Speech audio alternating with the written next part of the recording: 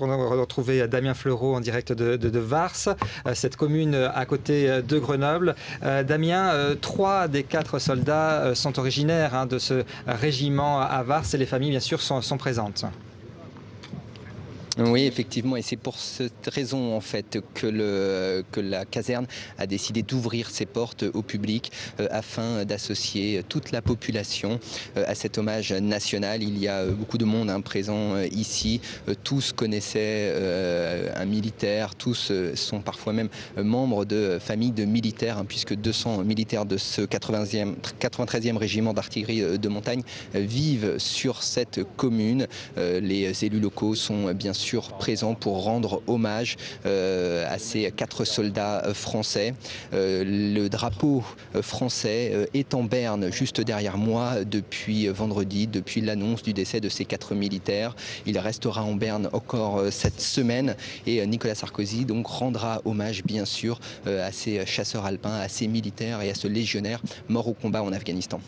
On sait aussi que Nicolas Sarkozy, qui est attendu d'une minute à l'autre, va s'entretenir avec les familles de victimes, mais à huis clos, à l'abri des caméras.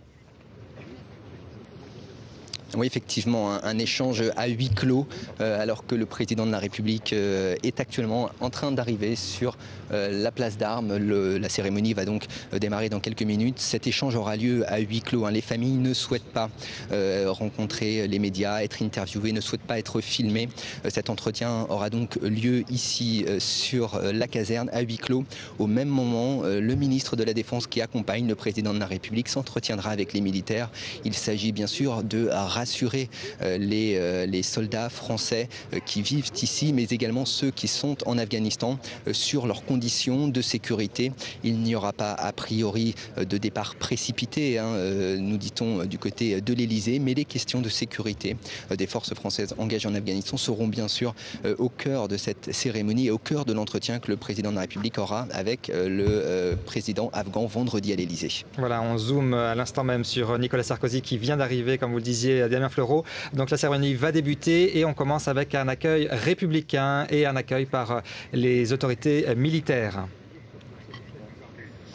Oui, un accueil républicain, un salut du président de la République aux familles qui va passer en revue les troupes. Les cercueils ensuite seront positionnés sur cette place d'Armes, les 4 cercueils des soldats morts la semaine dernière. Il y aura ensuite l'éloge funèbre de Nicolas Sarkozy qui rendra hommage à ces militaires français et ils se verront ensuite remettre par le chef de l'État l'insigne de chevalier de la Légion d'honneur à titre posthume. C'est la décoration la plus élevée dans l'ordre de la Légion d'honneur. Il y aura ensuite la sonnerie aux morts, 1 minute de silence et puis la Marseillaise juste avant l'entretien du président de la République avec ses familles des victimes.